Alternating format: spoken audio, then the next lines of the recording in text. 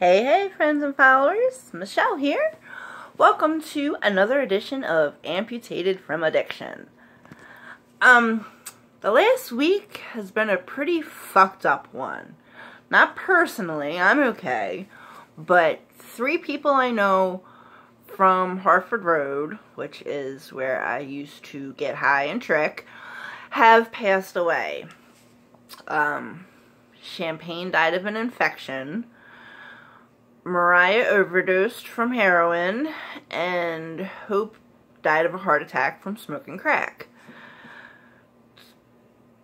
Pretty shitty. It really fucking sucks. Mariah's death probably hurts me the most because she and I used to hate each other. We never had a nice thing to say, but 2 summers ago we ended up getting pretty close and became good friends after that.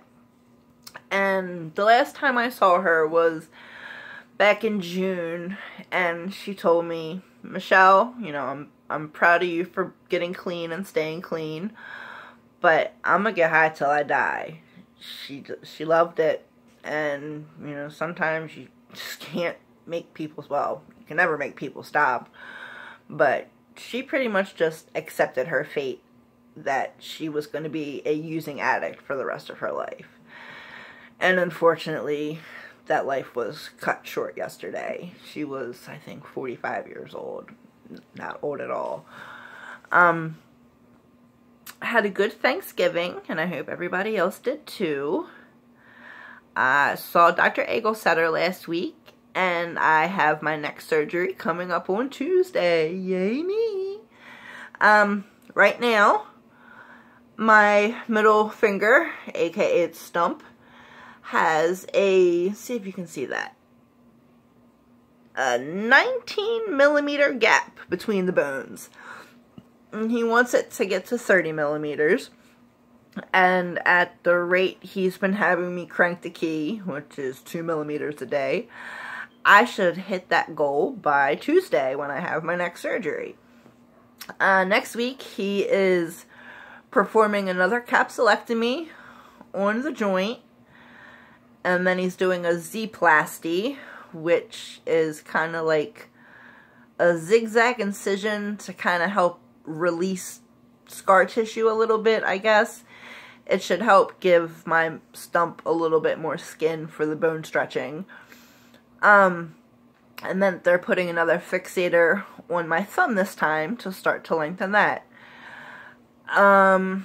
He told me when I saw him last week that I'm probably going to need some ligament restructuring, or possibly even a new ligament in my stump, and I'm eventually going to need a joint replacement.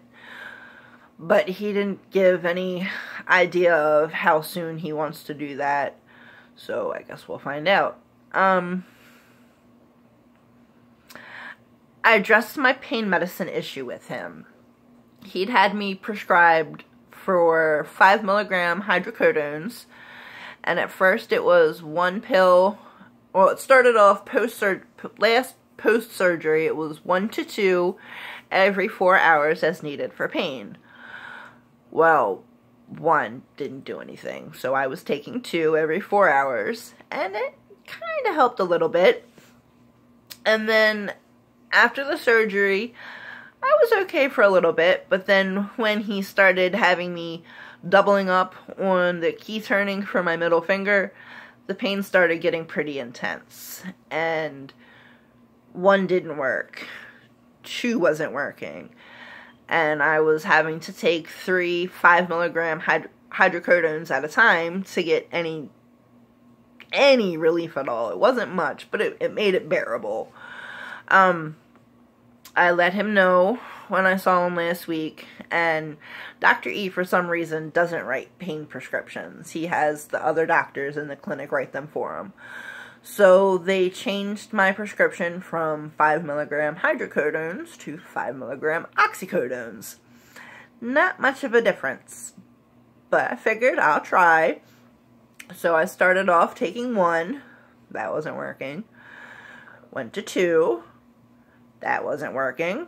So, once again, I'm having to take 3 at a time. Now, they're not writing me more. They're not changing my prescription. So, that means I have to take less to make them last the week the prescription is written out for. And I go pick up my next script tomorrow.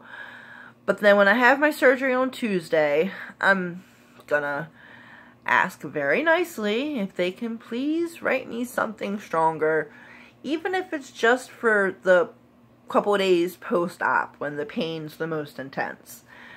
You know, I'm doing the right thing by being on methadone, I think.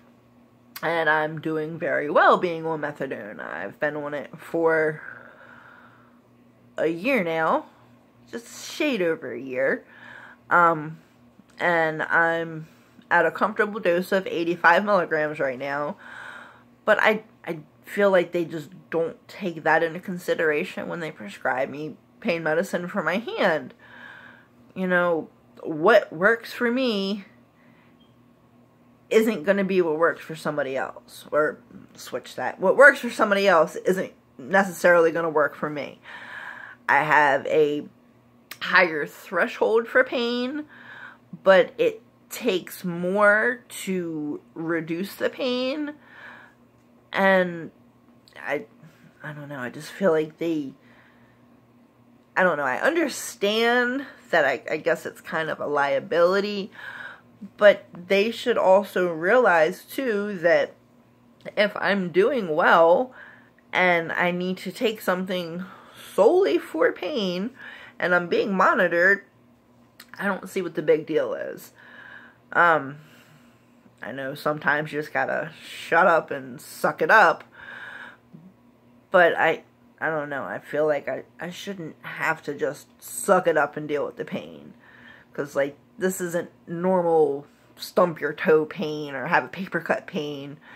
You know, this is bones broken, ligaments cut, tendon release pain. And if anybody knows anything about hand surgery, it's not pleasant. And I don't know, does anybody else have any experience with getting narcotic pain medication while being on methadone? You know, what other types of hoops have people had to jump through to get medicine when they're, you know, trying to be legit and do the right thing? I was curious if anybody else has any experience with this that you'd be willing to share with me. I've started my baking, and in the last couple weeks I've made some really yummy cookies, and I'm gonna start making up some more apple butters and stuff for people for Christmas. And yeah, just chilling. I'm doing my M-Turk, making my Christmas money so I can treat my kids to a little something for Christmas. And oh yeah, by the way, I heart intercourse.